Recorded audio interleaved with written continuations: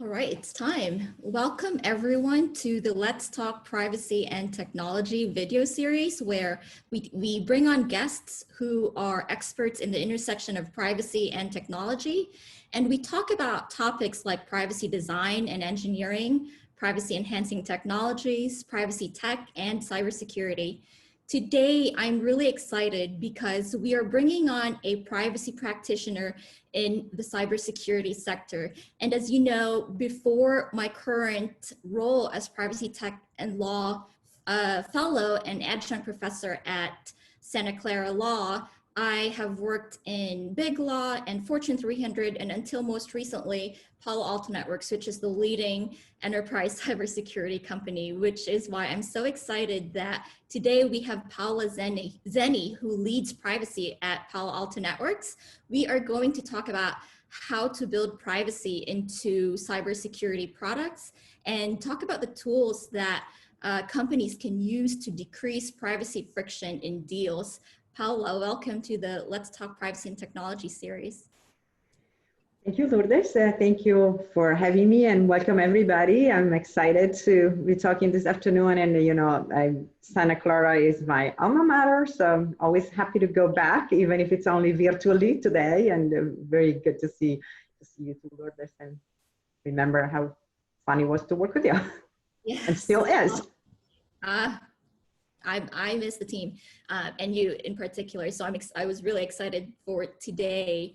And you and I have already talked about my first question, given we've worked together, but I would love for you to share with the students who are listening and also the practitioners in our community about how you ended up working as a privacy practitioner in technology and specifically in the cybersecurity industry.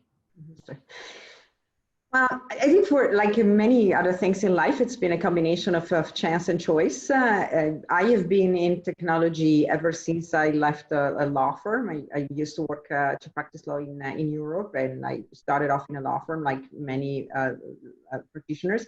And then when I joined Hewlett Packard, and my initial background in technology and my responsibilities were broader. So I was working in a smaller subsidiary, and therefore I was covering a lot of things. And I got a very strong imprinting business imprint. So I felt very much that the role of the lawyer is to facilitate the business, to make sure that we can make those customers happy, we can win those customers over. And I brought that then into my privacy profession. And then privacy started being a bit of a thing after a few years. And when I graduated into being a full-time privacy professional, meaning I didn't have other responsibilities but just privacy, when I went out and looked for roles here in the Bay Area, I really wanted to be in technology. And so that's how I directed my searches, and those are the companies that I tracked. And then I was lucky because I joined Symantec in 2010.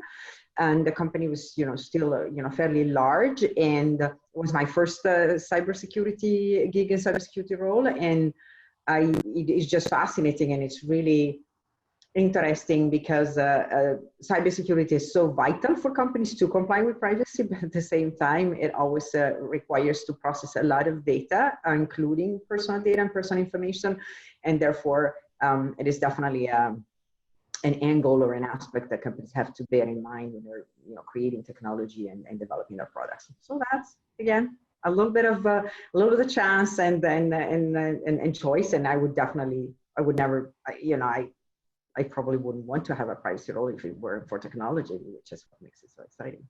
Yeah, and so it sounds like you've been in cybersecurity doing privacy for the last 10 years, and this is your third or fourth cybersecurity company? No, this is the second. So Symantec, I thought there was Veritas for Symantec first, and then Veritas, which is the information management branch of Symantec that spun off. But I was with Veritas fairly briefly before I joined Palo Alto Networks. Excuse my confusion, but I wanted to tackle one of the topics that I keep getting asked, not just by privacy practitioners, but also security, information security, cybersecurity practitioners. And it just baffles me that, given the intersection of privacy and cybersecurity, that not many actually have a good grasp of their intersection. And so I would love to ask you, how do you think about the two domains and how do they intersect? Because we know that there's an intersection, but they're not the same. And I'd love for us to take that on for the practitioners and law students and folks in the audience. Yeah, you are correct. I don't think that for a lot of people, the intersection is not clear. There are two, and I think one of the main reason may be also because they generally privacy and security are organizationally separate in organizations. So you'll have the CISO being dedicated to security and the CPO being dedicated to privacy. And the CPO may often be illegal. The CISO is not. It could be illegal, but it's not an extremely common fact. So that I think drives some of the fact that these two fields don't really talk that much to each other. I think the intersection is not just that you need security to protect the privacy of personal information. It's also that there's a toolbox that can be used for the one that can also leverage for the other. So I think cybersecurity is mature in thinking in terms of controls, using audits to identify gaps, and looking at data with the risk approach. And privacy tends to start more from the compliance and regulatory aspects. And for me, being in cybersecurity meant also having an opportunity to be very close to how our products are designed for security and protection, and realizing even more that what the CISO knows, what the CISO can do, if I can learn that and turn it into better privacy practices, is incredibly valuable for me. So I think the reason why they're separate is because organization plays a bit of a role. Also, in the type of professionals that you have in these two areas are different. You have more engineers, people with more of a technical background in information security, generally. Obviously, there are exceptions. And then, while in privacy, you have more attorneys and more compliance people. So that's definitely a difference in the mindset. Yeah, that's. Thank you. I love the point that you have. I mean, you're right that security, one of the intersections is that security is needed to protect personal data, but I really appreciate the additional point that you made about learning from the security domain, because it's way more mature than the privacy domain, and learning from their toolbox of controls and audit and risk assessment. So I wrote that down because it's something that I want to keep exploring, in writing and in the future. I think I want to dive into the theme of this episode, which is, what does it really mean to build privacy into cybersecurity products? What does it entail, and what does it look like on a daily basis? You mentioned, your work earlier in building privacy into products at Palo Alto Networks, and I would love for you to share with the audience what that looks like. Yeah. So, the ultimate goal, as I was, hinting when talking my experience and my formation and how I developed as a lawyer, my goal is to build customer trust in the product. So everybody uses the word trust. What it means we don't want customers to feel that they have to make a trade-off when using security, that they don't have to make a trade-off with privacy. Or if there is a trade-off, or if there is a balance, if we want to use more a term that even regulators use, if there is a balancing act, we want customers to agree that we have performed a balancing act and that it makes sense, and so that they can be persuaded and trust the judgment that we as a company have made in balancing privacy and security. So that's the ultimate goal, and I think you work in two different ways to try to accomplish that. One is obviously building it into the products and the technology. So if it's not there, if you haven't applied judgment, if the trade-off doesn't make sense, or if it's excessive, then obviously you're not going to be able to share that and get alignment with customers. And then there's the second component, which is how you share this with your customers. So having a good amount of artifacts or collateral that you can share with customers to be as transparent as possible with what kind of data you're collecting, what you're doing with it, and also giving the customers as many options as possible in when they are adopting and configuring our products. So if we go back, so the two components, the one that is, which we want more internal, which is more, this is how you build the product. I think the key privacy principle there is data minimization, obviously, which is not always, you can't always reduce the collection of personal data to zero, because there are transactions and there are tools in which the data is just needed, and cybersecurity needs to look at data and needs data to protect data, and needs data about devices, and some of the devices are used by individuals and therefore can be much more easily assigned to individuals. But data minimization can be a goal that you continuously aspire to, so you kind of try to push the envelope every time, and it's a combination of collecting what you need, but also not keeping it longer than needed, and also not making it visible to more people than need to, or potentially add filters when sharing the data with even internally, being able to apply filters so that access is really governed. And this is not, so this is the internal portion, and then there is obviously the external, and Palo Alto Networks has made a point of developing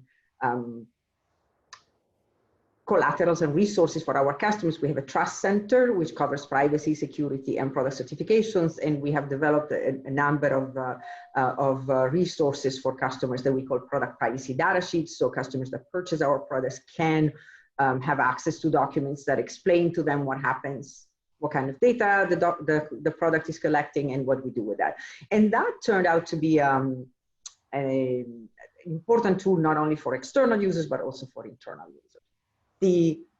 This, as you appreciate, comes obviously at the tail end. So when you have a product and the product is crystallized in its features, then you can develop the collateral to inform customers and make them share the information and share have a conversation about those trade-offs. Is this proportionate? Is this balanced? Is this really what needs to be? But obviously, to be in a good position for that conversation, you need to do all the work upstream, in which you're talking to engineers about collection, about retention, and about access. So exactly. And I love how you divided it into two, and we are certainly going to get to the privacy product data sheets in a little bit, and do a deeper dive on them. But I'd love to also, at this point, dwell on the first part, which is the building of privacy into products. And I completely agree with you that data minimization is one of them. That said, we know how it's been in tech in general, collect all the data all the time. So what are some of the things that what are some of the conversations, some of the strategies, some of the approaches that you've had to implement or take on in dealing with this mindset and changing the culture when working with engineering and product teams?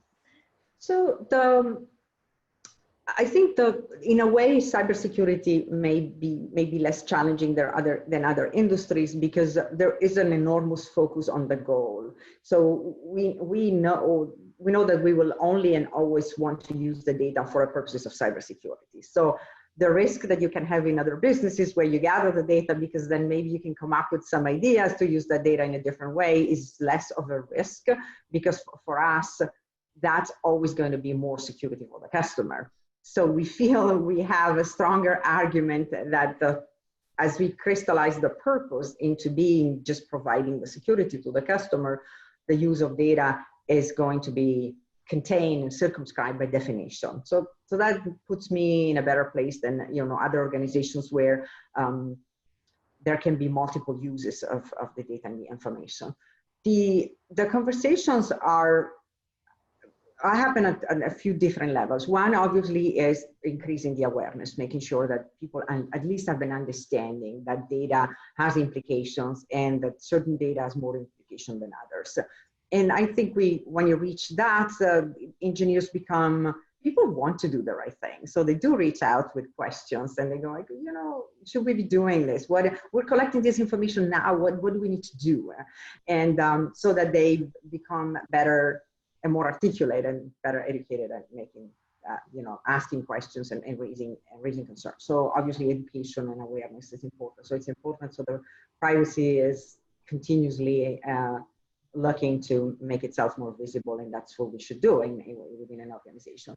Then the other thing is identifying the key stages in the product design and product development where decisions are taken.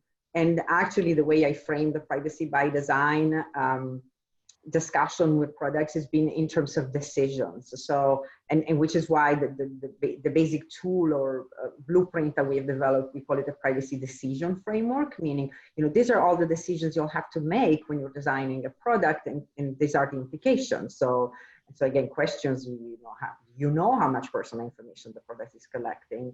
Have you documented that? How long are you going to keep the data? Where will you store it? So these are the decisions that every product takes. And so we just want them to be conscious when they make those decisions. So that's why we think in terms of decision. And obviously, if you're able to embed that in a product design process, for instance, if there is a standardized approach to developing product requirements, that makes your life obviously easier. The challenges for someone like me, I am an attorney with not a lot of technical background. I don't have a computer science background, so things have to be explained to me in a very, in a fairly simple way, and I'm not always. I don't always feel I have the intellectual tools to present the alternative. Sometimes I feel I'm able to raise a problem, but I'm not really able to be proactive with a solution. And that obviously is important to get people to listen to you, to come in and say, hey, I know what you're trying to accomplish, and here's an idea I have. And sometimes I feel I'm not smart enough, I'm not knowledgeable enough to come up with the solution, or at least a proposed solution. So, I mean, I would disagree with that last one. And maybe we can go talk to some of the things that you've done to change that in a little bit, but I do want us to highlight one of the things that you mentioned, which is, the purpose is cybersecurity. And to you and me, the significance of that is clear, but I would love for you to help explain to the audience why that's important and how that's different, and what laws like GDPR and even CCPA or other laws say about such a purpose. And this actually ties into one of the questions that we have from one of the attendees about balancing privacy and security. And it's one of the myths that we have out there, that they're always, at tension with each other. And so I think to roll all of those into one, why is it important that the purpose is cybersecurity? And as a follow-up, do you think that the two purposes, privacy and security, can be, do you think that they're always, in tension with each other, or are there ways, have you seen that play out often, and how have you tried to address that when the two purposes or goals are at odds with each other?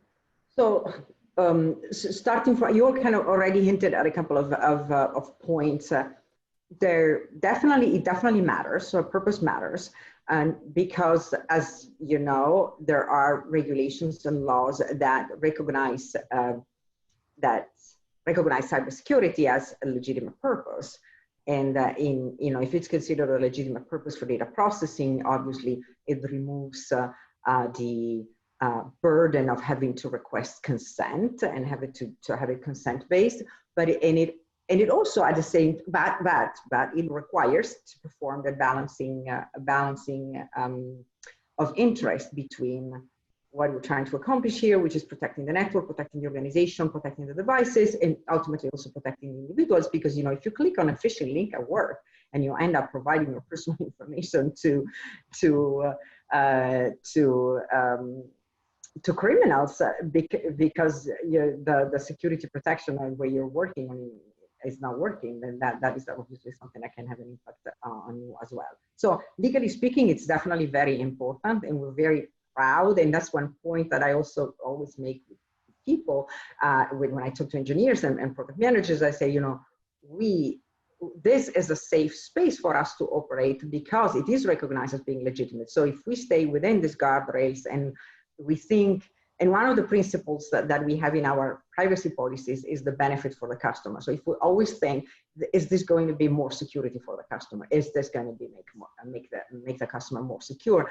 That's the compass, that's the true north that we have to follow.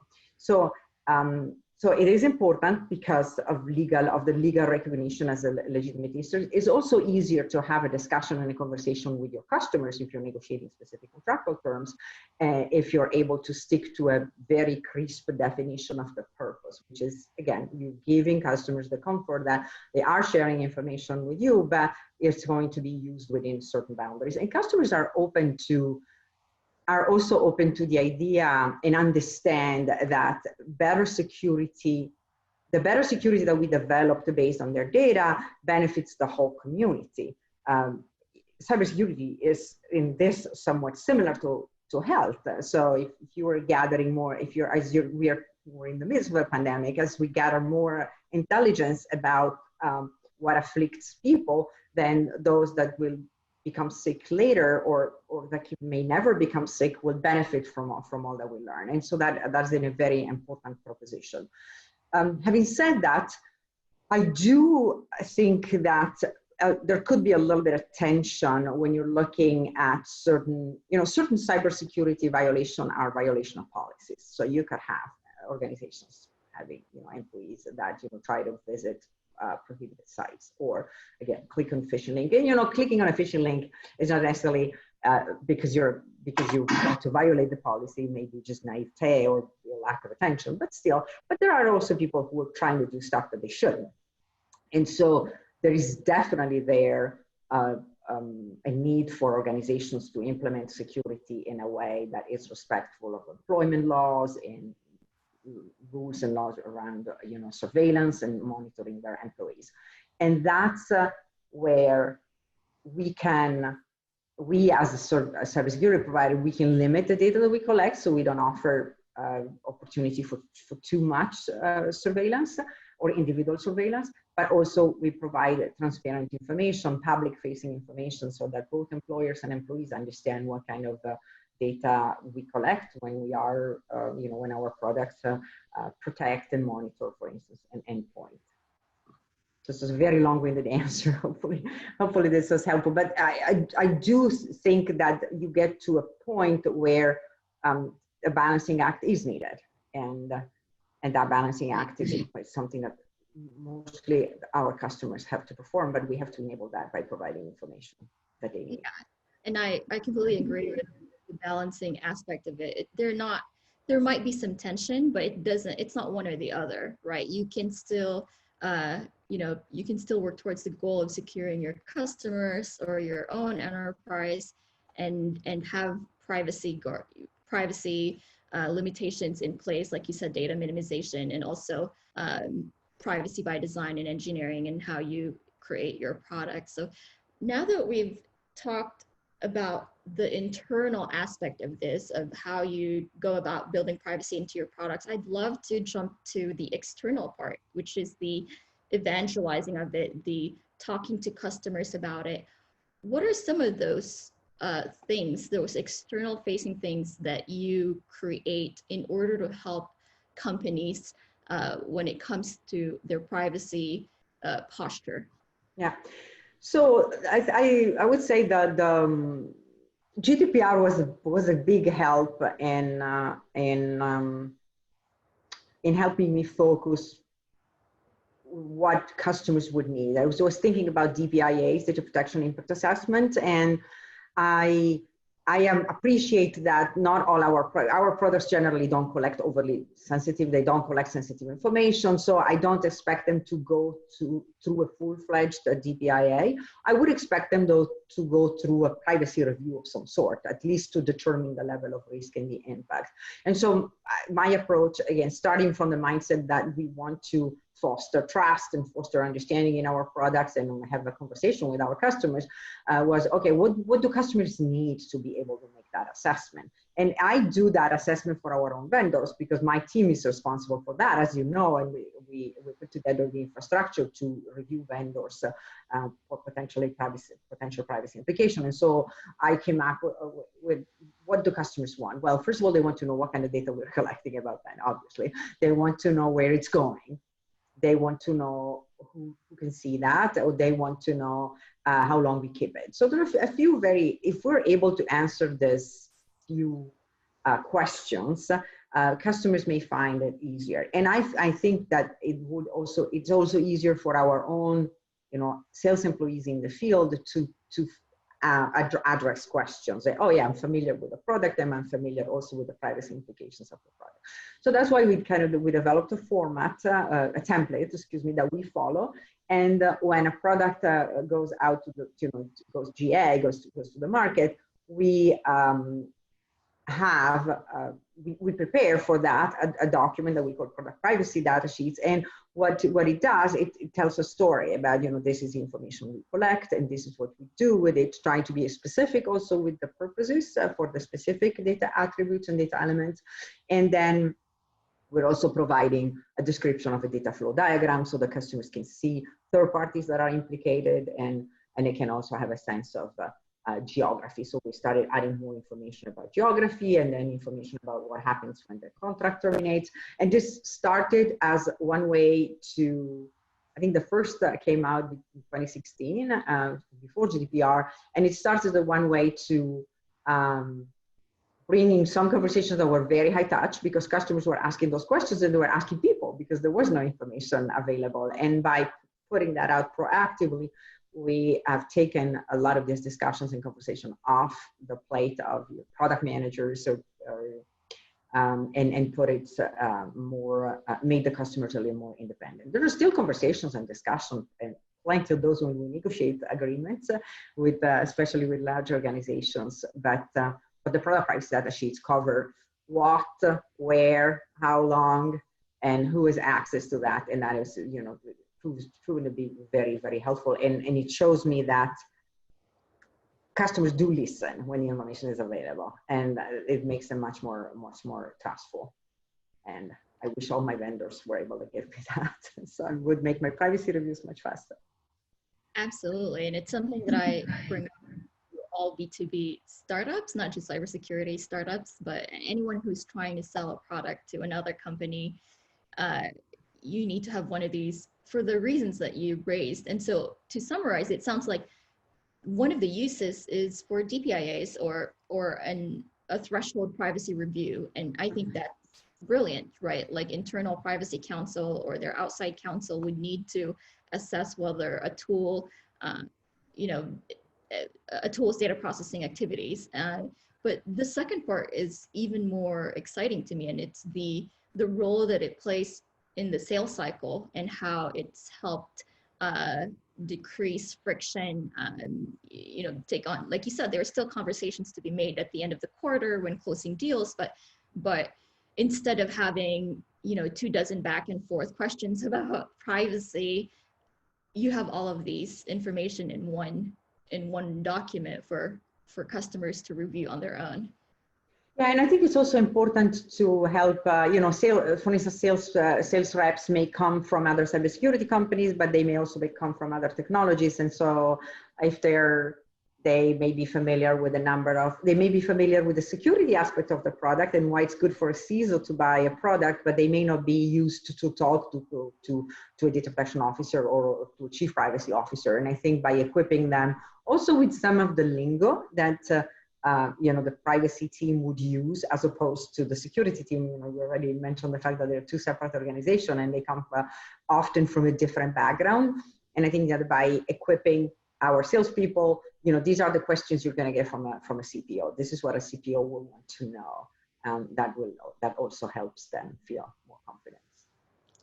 And what's the feedback that you've gotten from sales teams about it? Do they have they shared, whether this has improved their lives and made things easier for them? I'm curious. I know there's research out there in the cybersecurity industry about how privacy really, the maturity of a company's program decreases the sales cycle as opposed to increasing it.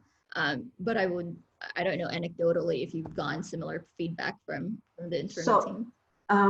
I've had some people tell me, oh, this is great. And I particularly liking the whole idea of having a trust center and have the information on the trust center.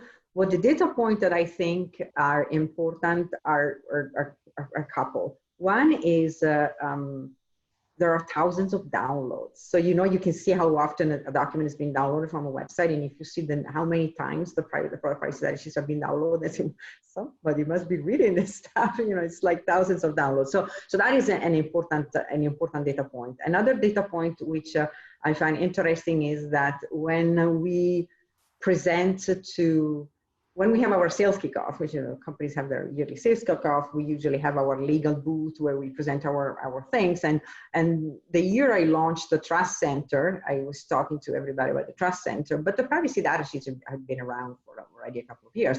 And every time every salesperson who stopped by to poke around and look at the Trust Center, they were not familiar with the Trust Center yet, but pretty much everybody knew about the privacy data sheets. So when I say, well, are you familiar with the privacy data sheets? And pretty much everybody said yes, which means that there was a huge transfer of tribal knowledge, because I definitely didn't have the bandwidth to talk to every single person to tell them, this is out there. But the fact that people were aware of it at all levels, from all the geography, because this is like a global event, made me realize how valuable it is, because people spoke about it to each other clearly. And then, and I've been also in discussions where customers would kind of escalate certain questions, and I would say, hey, you have to direct them to the privacy data sheets. And the answer is invariable was, oh, I already provided that. So that would be the first answer, the first go-to answer for our salespeople. So I guess we use it. I mean, I love that you mentioned the Trust Center. So we're talking about the external tools now, and we just went over the privacy data sheet. And just to summarize, because this is our explainer for this episode, it's basically a document that explains how a product is collecting how long, and the purposes, like we said, are for DPIAs, for sales, and others. Yes. And I'll make sure to make all of these available in the episode notes. But in addition to product privacy data sheets, what are some of the other external tools? And you mentioned one. You mentioned the Trust Center. What's in the Trust Center? What are the privacy aspects in the Trust Center? I understand that there are other non-privacy components, and what is their purpose? What is it? So to me, the Trust Center is really a place of dialogue with our customers. And so I think we try to, and so the content continuously evolves based on what's a priority. So it started as a GDPR page when customers were grappling with the issues of preparing for GDPR, and now it addresses a bunch of other things. So we talk about data transfer, and then put a statement out there when Privacy Shield was invalidated. We have a section dedicated to CCPA, and that's the typical place where we will put, for instance, if we determine that we need to create an FAQ, we would put it on the Trust Center. If we think we want to write a white paper about something, for instance, one discussion that we often have with customers is that we process data both as a data processor and as a data controller. And that is not always intuitive for customers, or sometimes customers have a not so positive reaction to this concept. And it is not always easy for a non-privacy specialist to explain all that and have a conversation, make sure the customer understands. So we thought, what if we really wrote it down, explained our reasoning for this in a way that would be very transparent and as comprehensive as possible. So for instance, we created a document about us processing data as processor and controller, and that is also on the Trust Center. So whenever we find that there is something that comes up in discussion with customers, again, we go back to the concept of the friction, right? So anything that you have to explain every time, again and again, first of all, it's time that dedicated to a transaction, but it's also maybe not a pleasant experience. It's not a pleasant experience to have the same discussion, the same conversation in every negotiation. And so I think, what if we put it out there in a way that customers can then take their time and read it in their own good time. One other thing which I think is important is to have And we've done over time significant amount of work on our templates. Contract templates are your best friend, and pushing standards and having a templatized approach that doesn't put you in a position of having to accept your customers' terms every time. And I know that for startups, it's difficult because you don't always have the leverage.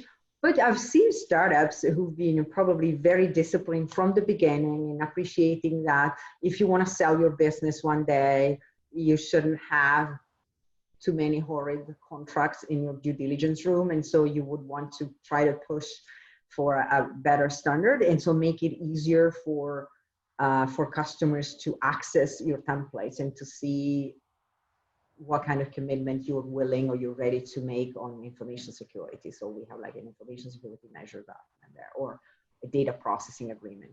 That is our standard there. So a lot of it.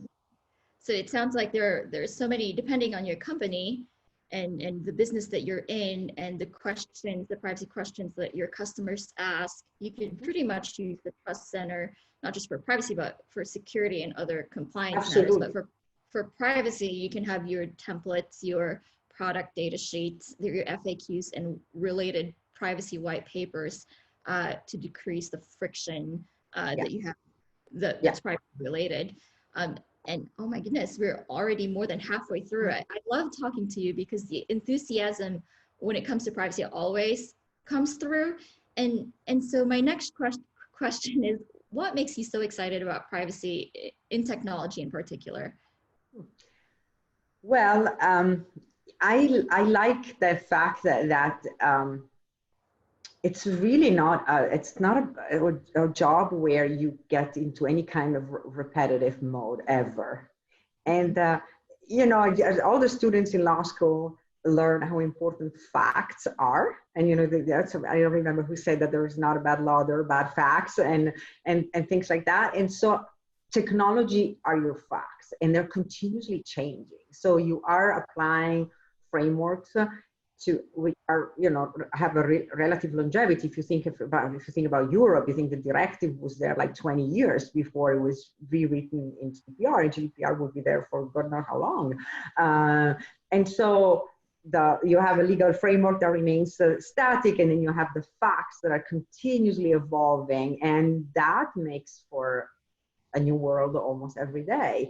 And it pushes you to think more creatively. You have to be more disruptive. You do have to support innovation, or you have to challenge when there's lack of innovation and engineers will be lazy and all that. So I think that's what makes it fantastic, yes.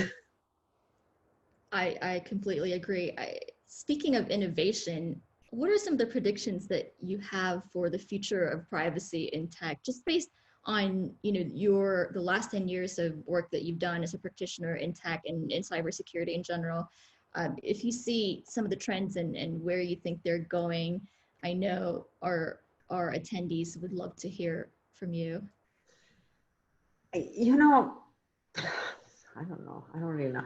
What I can see, so I still see privacy being very driven by laws and regulations. So I see people perking up and paying attention when GDPR comes into place, or CCPA, or the CPRA, and the EU Court of Justice decides something. So that's where everybody gets perked up. So it will continue to be driven by that, because companies will continue to think that this is, compliance or lack thereof is regulatory requirements are a component of corporate life, and they're potentially a source of legal risk. But I think they're also considering that privacy is potentially a source of business risk, because if your products are considered too privacy invasive, and I think there's more scrutiny today, and there will be more moving forward, because as companies go through more privacy reviews, before a privacy review used to be a little more back of the envelope. Now companies are a little more thorough. They have their questionnaires, they have a checklist, and when they start asking questions that are very specific and very pointed, you realize that maybe that feature, if that feature were different, or if that piece of information were retained for less time, or were purged right away, it would make your life easier. So the increased scrutiny for a number of features will, and particularly around data minimization, will probably drive better practices. I still think there's a little bit of tension, especially when you have smaller organizations, smaller companies that are using AI.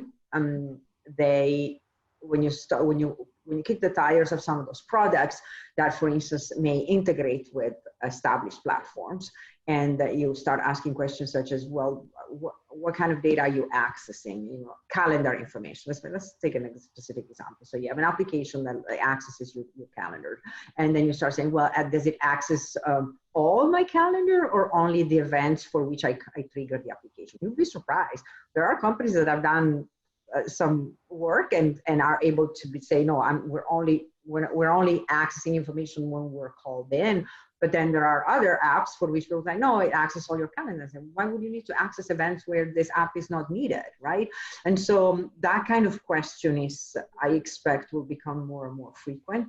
And so hopefully it will drive some better practices. On the other hand, I think that one of the challenges that we have is that, you know, data becoming old or being retained for longer than needed. And I hope, that's a hope, it's not a preach, but I hope that AI will become better at extracting from data the information that we need, the intelligence that we need, and then just get rid of it and be in reducing the privacy impact that way. So I hope that we're moving in that direction.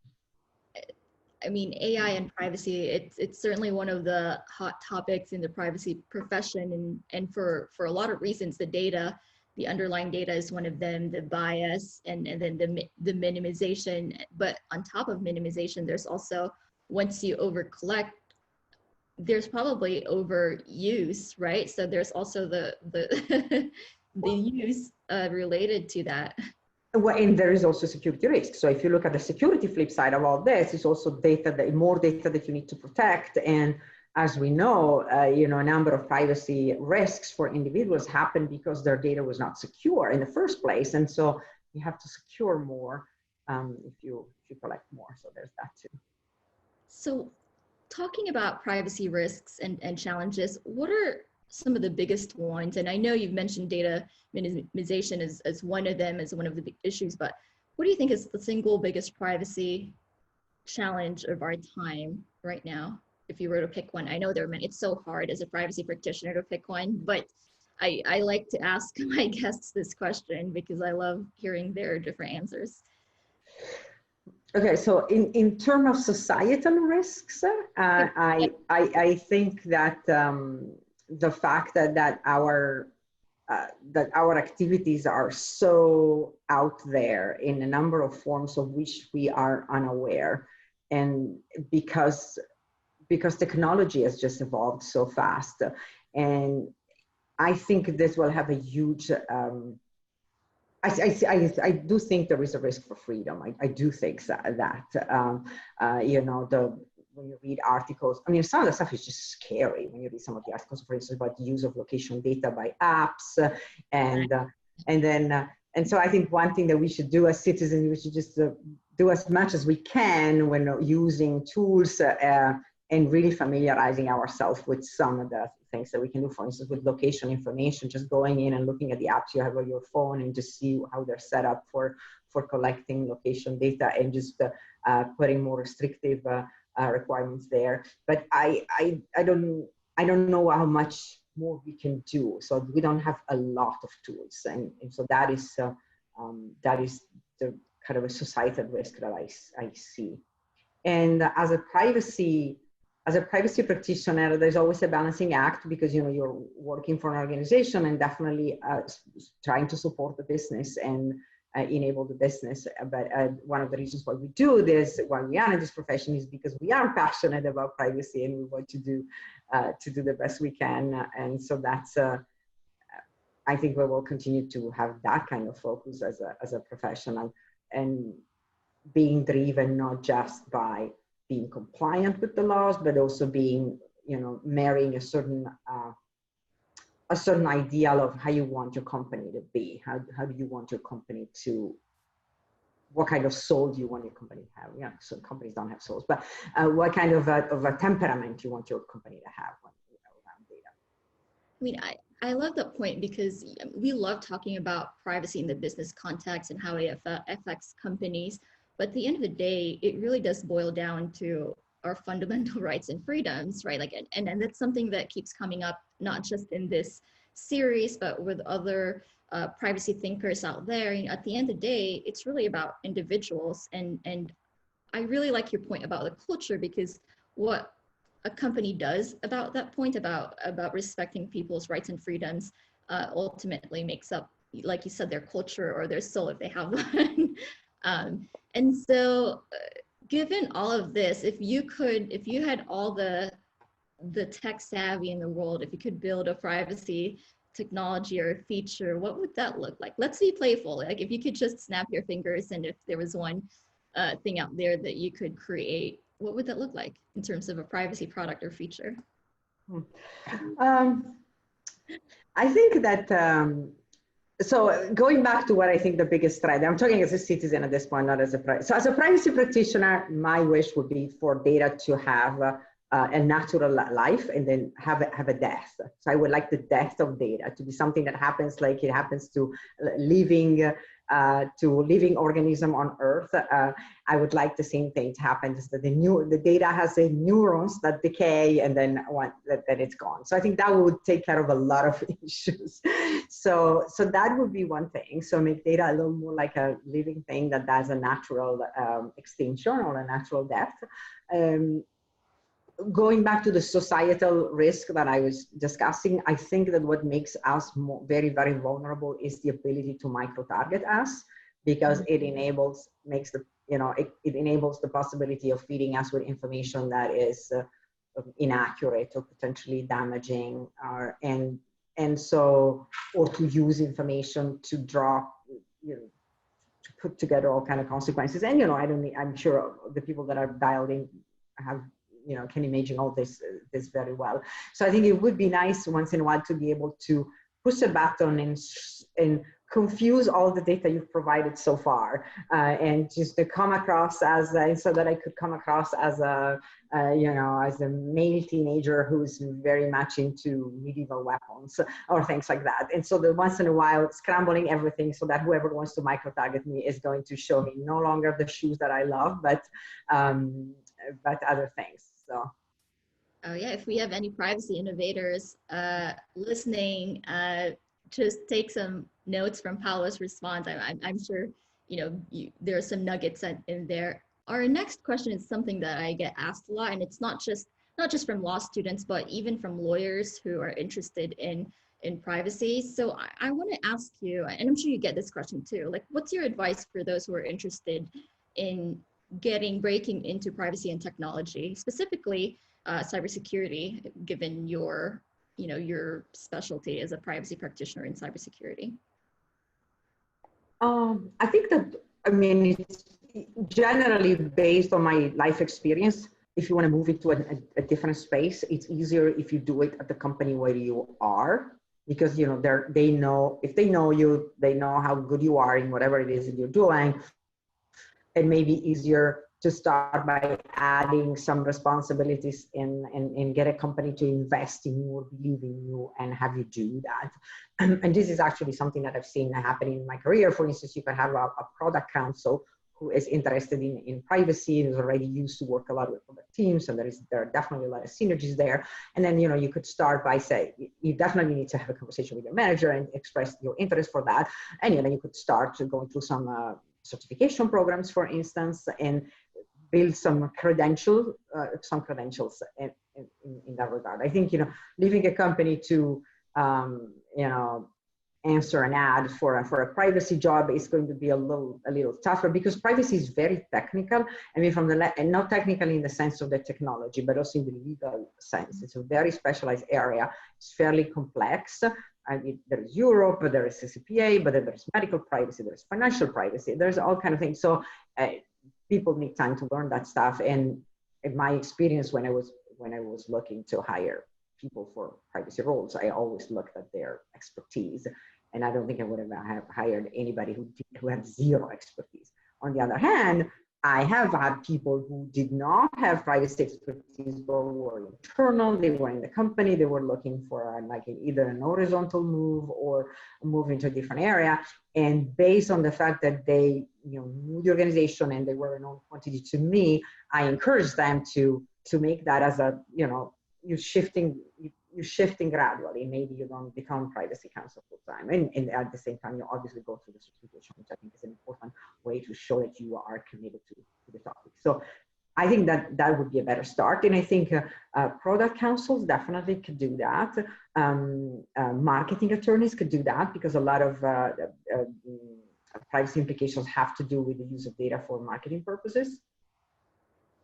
People in IP, even though IP is a fairly specialized area, but there could be some migration. Also depends how the from the organization of the legal team where a person works. So it sounds like it depends on your circumstances, but if there's an opportunity for you to do it where you are, at your firm, at your company, then do it that way, because it's easier than applying for a privacy opening when you haven't had any experience. What about for law students who are just coming out of law school or are in law school right now, but are looking to, start in privacy and get there, and not have to go into IP first or any other, or product or any other area first? Well, privacy is definitely a hot area. So I expect all law firms now to try to recruit, to keep a certain roster of people that are interested in privacy. It's no longer like a niche practice anymore. And you could target organizations or companies that have done privacy for a longer time. And so they may have established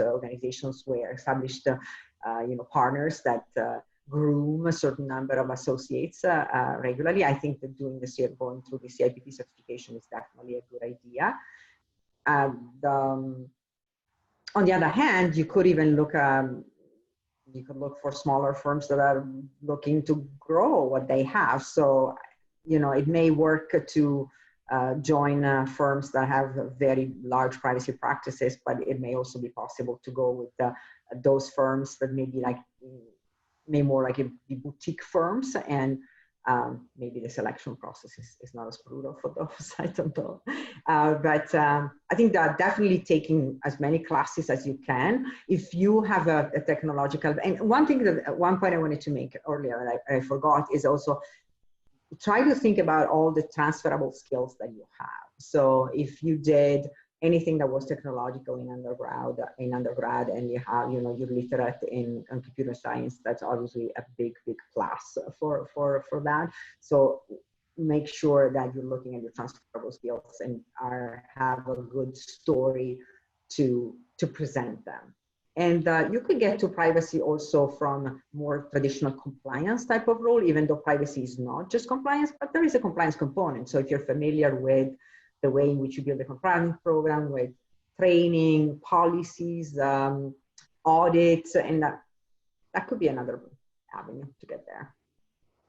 Well, but definitely, if you're here, you're already doing something. Exactly. And I wanted to mention, you could also go in-house. I mean, at Palo Alto Networks, we've had Santa Clara students work with you throughout the years. I think a couple of them are actually in the audience right now as well. So there's that. I know. Oh, interning for sure. Yes, absolutely.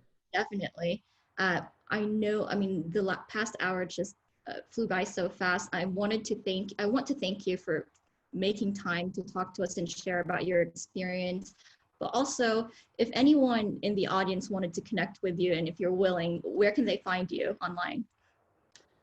Well, I'm on LinkedIn, so I think that's probably the easiest way to reach out, and happy to chat about this. And thank you. This is a fantastic opportunity, and it's always exciting to talk about these things. And I also learn a lot from Santa Clara, because Santa Clara in the last few years has become really a beacon of expertise on privacy. And I know that there's commitment.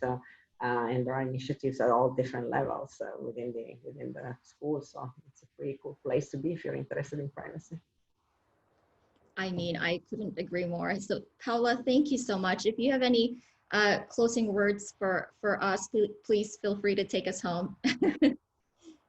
Well, my closing words would be, look out for the opportunities because, as you heard, chance things that happen also by chance.